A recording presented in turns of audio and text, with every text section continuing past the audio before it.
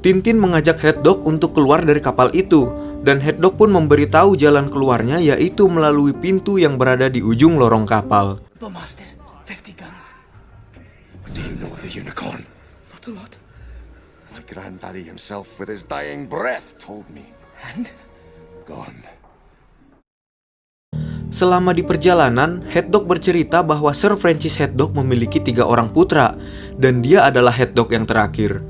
Mendengar hal itu, Tintin pun menyadari kalau Sir Francis Hatdog tidak hanya membuat 2 miniatur kapal, melainkan 3 kapal untuk 3 orang putranya. Sesampainya di ujung lorong, mereka mendapati pintu tersebut terkunci, dan untuk membukanya, Tintin harus mengambil kuncinya yang dipegang oleh Tuan Jaggerman. Singkat cerita, Tintin berhasil mendapatkan kuncinya, dan Hatdog pun langsung membuka pintu tersebut. Kampretnya, ternyata pintu itu bukanlah pintu keluar, melainkan ruangan penyimpanan miras. Setelah mengambil beberapa botol miras, Hatdog pun segera mengajak Tintin menuju sekoci.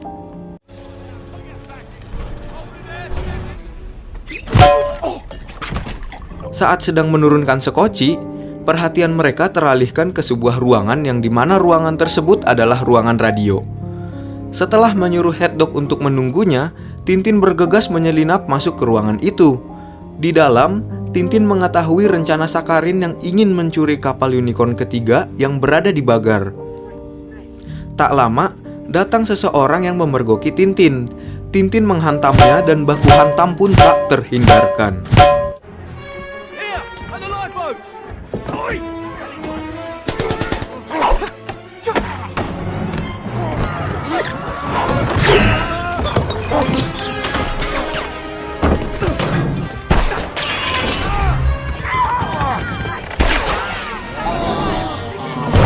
Singkat cerita, mereka berhasil kabur menggunakan sekoci. Mengetahui hal itu, pasukan Sakharin pun dengan sengaja menabrak sekoci mereka hingga hancur. Beruntung, sekoci tersebut bukanlah sekoci yang mereka naiki.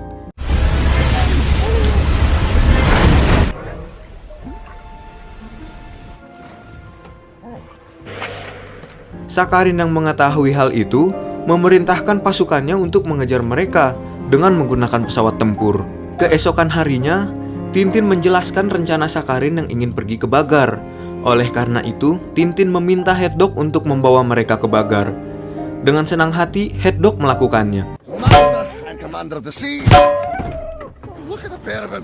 Fast asleep. No stamina these days. Never. Kemudian Shin berpindah dan memperlihatkan Thompson dan Thompson yang berhasil menemukan Silk. Thompson dan Thompson memaksa masuk ke dalam apartemen Silk. Di dalam, mereka mendapati banyak sekali koleksi dompet hasil copetan Silk. Thompson dan Thompson dengan segera mencari dompet milik Tintin. Hingga pada akhirnya, Thompson berhasil menemukan dompet Tintin. Kembali ke Tintin, di tengah perjalanan karena Hatdog merasa kedinginan, dengan bodohnya dia membuat api unggun di atas sekoci, yang sontak membuat Tintin terbangun. Tintin meminta Hatdog untuk membantunya mematikan api tersebut. Namun, kebodohan Hatdog tidak hanya sampai di situ. Dia malah menyiram alkohol ke api tersebut yang menimbulkan sebuah ledakan. Setelah kejadian itu, keputusasaan nampak di wajah Tintin karena mereka tidak bisa melanjutkan perjalanannya menuju Bagar. Di tengah keputusasaan itu, Snowy melihat sebuah pesawat yang menuju ke arah mereka. Hatdog begitu senang dengan kedatangan pesawat itu karena dia berpikir bahwa mereka telah berhasil terselamatkan. Namun ternyata pesawat itu adalah pesawat yang dikendarai oleh krunya Sakharin. Mereka menembaki Tintin dan Hatdog, tetapi semua tembakannya meleset. Tintin mengeluarkan pistolnya yang hanya berisi 1 peluru untuk melumpuhkan pesawat itu. Dengan pengalaman 3 tahun bermain PUBG, Tintin pun berhasil melumpuhkan pesawat itu.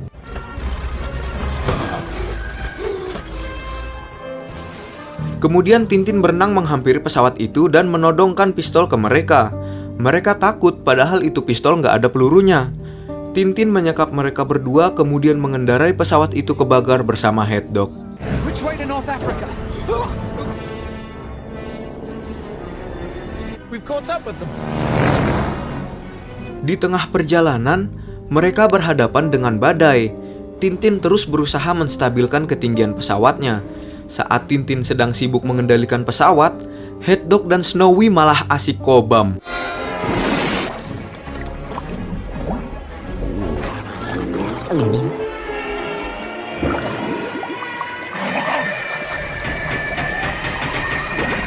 Tak lama, bahan bakar pesawat mereka habis. Tintin meminta alkohol yang dipegang oleh Head Dog untuk dijadikan bahan bakar. Namun sialnya, alkoholnya sudah habis diseruput oleh Head Dog dan Snowy. Tintin menyuruh Head Dog keluar guna mengisi bahan bakar pesawat. Namun alih-alih mengisi bahan bakar, dia malah memasukkan sendawanya ke dalam tangki yang membuat pesawat itu dapat melaju kembali dengan kencang.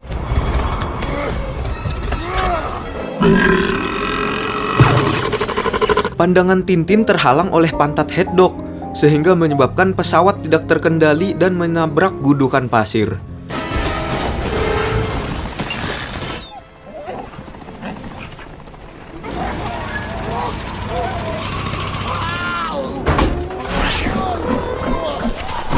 Karena pesawatnya sudah rusak, mereka pun memutuskan melanjutkan perjalanan dengan berjalan kaki. Karena situasi gurun yang sangat panas, Head Dog pun berhalusinasi dan mengingat kembali cerita nenek moyangnya, yaitu Sir Francis Head Dog. Di situ Head Dog bercerita bahwa dulu nenek moyangnya bertarung di tengah samudra bersama bajak laut yang paling ditakuti di seluruh samudra. Di sini kita akan diperlihatkan pertarungan yang sangat-sangat luar biasa.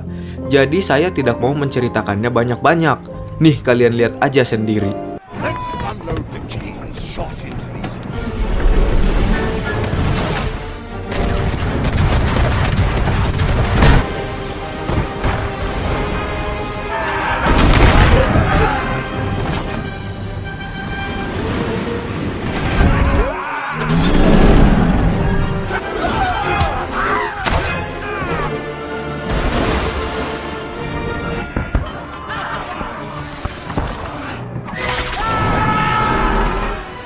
Di tengah pertarungan, muncul seseorang yang berjalan di atas tiang dengan gagahnya. Namun cerita Head Dog berhenti sampai di situ dikarenakan Head Dog sudah sadar dari halusinasinya. Setelah selesai bercerita, Head Dog pun pingsan. Malam pun tiba, terlihat di situ kalau Tintin ternyata ikutan pingsan. Beruntung ada penduduk lokal yang menyelamatkan mereka. Keesokan paginya, terlihat Head Dog yang sudah siuman dan sedang meminum air putih. Dikarenakan sudah siuman, Head Dog sama sekali tidak mengingat kejadian kemarin. Melihat hal itu, Snowy mengganti minuman Head Dog menjadi cairan spiritus. Hal tersebut membuat Head Dog menggila dan kembali berhalusinasi.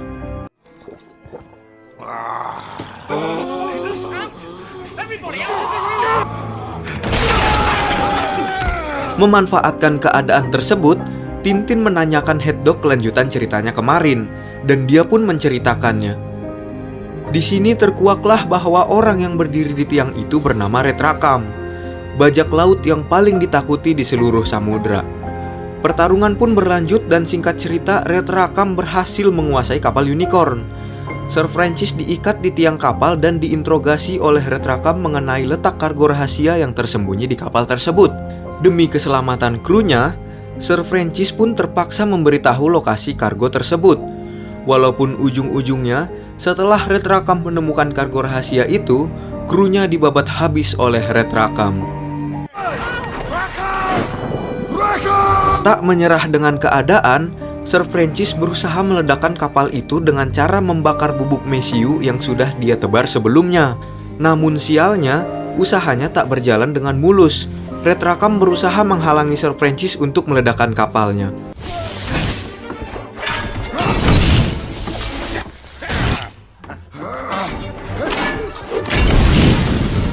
Walaupun seperti itu, Sir Francis tetap berhasil menjalankan rencananya karena Sir Francis berpikir lebih baik kapalnya karam ke dasar laut daripada jatuh ke tangan Red Rakam. Di detik-detik kapal tersebut meledak dan karam ke dasar laut, Red Rakam mengutuk Sir Francis beserta keturunannya.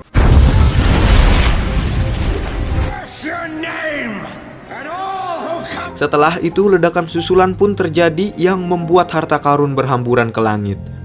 Sir Francis mengambil topinya guna menampung sedikit dari harta karun tersebut.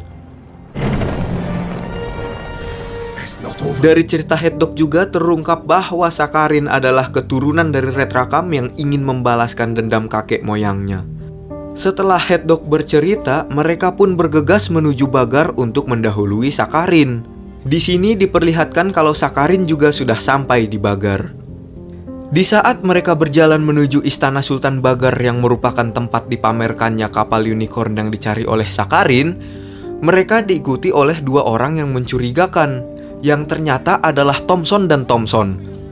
Dua detektif bersaudara ini menyusul Tintin untuk mengembalikan dompetnya yang berisi gulungan kertas tersebut. Di lain sisi, Sakharin menyamar sebagai pengawal seorang penyanyi seriosa yang sedang melakukan persiapan pertunjukan di istana Sultan Bagar. Sebelum memasuki istana, Tintin menyerahkan gulungan tersebut kepada Head-Dog. Just keep it hidden.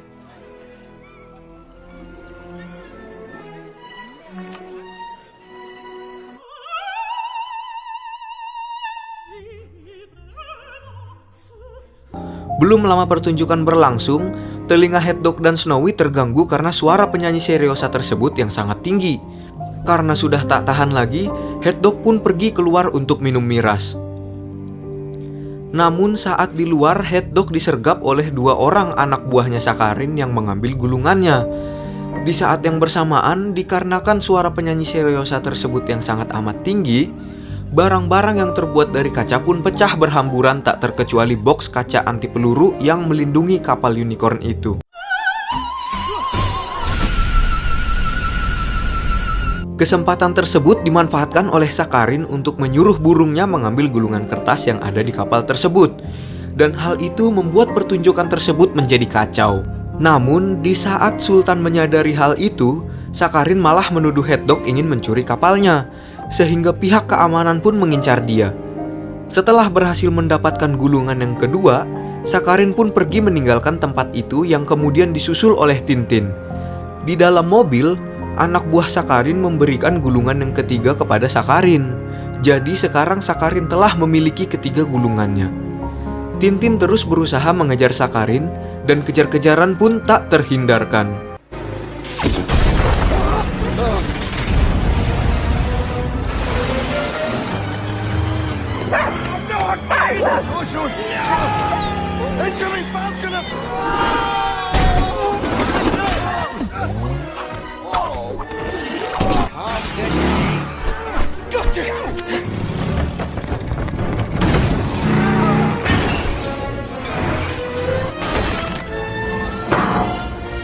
Kejar-kejaran tersebut memporak-porandakan seisi kota. Singkat cerita, Sakharin berhasil membawa ketiga gulungan tersebut. Melihat hal itu, Tintin merasa sangat putus asa dan menganggap bahwa mereka sudah gagal. Namun, dengan kata-kata mutiara Head-Dog yang dia dapatkan dari Google, dia pun berhasil membuat Tintin kembali bersemangat. Kemudian mereka pun mengejar Sakharin dengan menggunakan pesawat yang dilihat oleh Head-Dog. Kembali ke Sakharin yang telah berhasil sampai ke pelabuhan, dia melanjutkan perjalanannya menggunakan mobil. Namun saat Sakharin ingin menjalankan mobilnya, tiba-tiba mobilnya terangkat oleh sebuah kren yang dikendalikan oleh Head-Dog. Caught him like a rat in a trap. One of their agents, hot on Sakharin's trail from the start.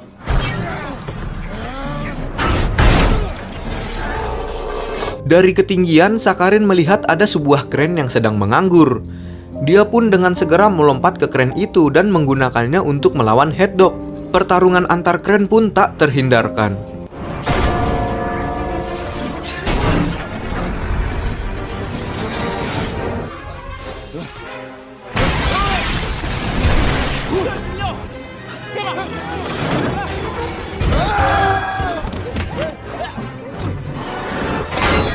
Red Rakam. That's right. My aunt killing you wouldn't have been this much fun. Dikarenakan kren yang mereka gunakan sudah sangat hancur, mereka pun melanjutkannya dengan adu pedang.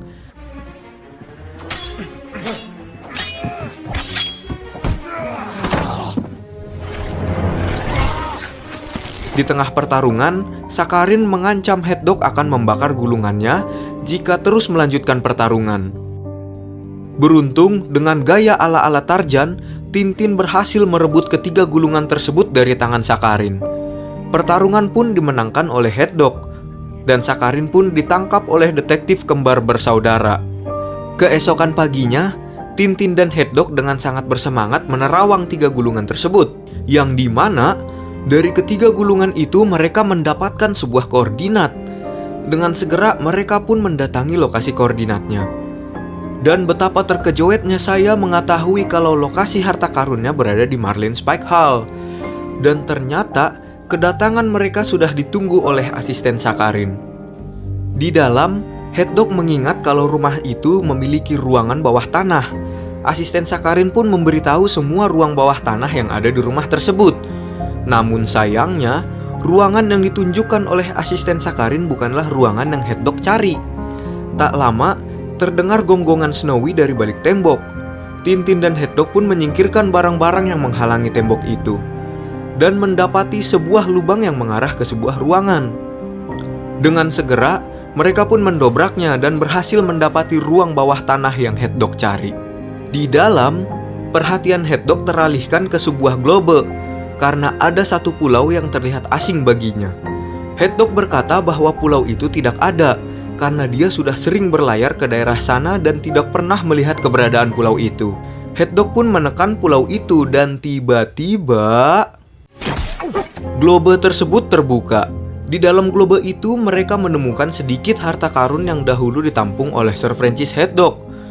Di dalam globe itu juga Tintin menemukan sebuah gulungan yang berisi petunjuk menuju kapal Sir Francis Head-Dog yang karam bersama 400 ton emas. Kemudian Tintin pun berkata, How's your thirst for adventure, Captain? dan film pun tamat.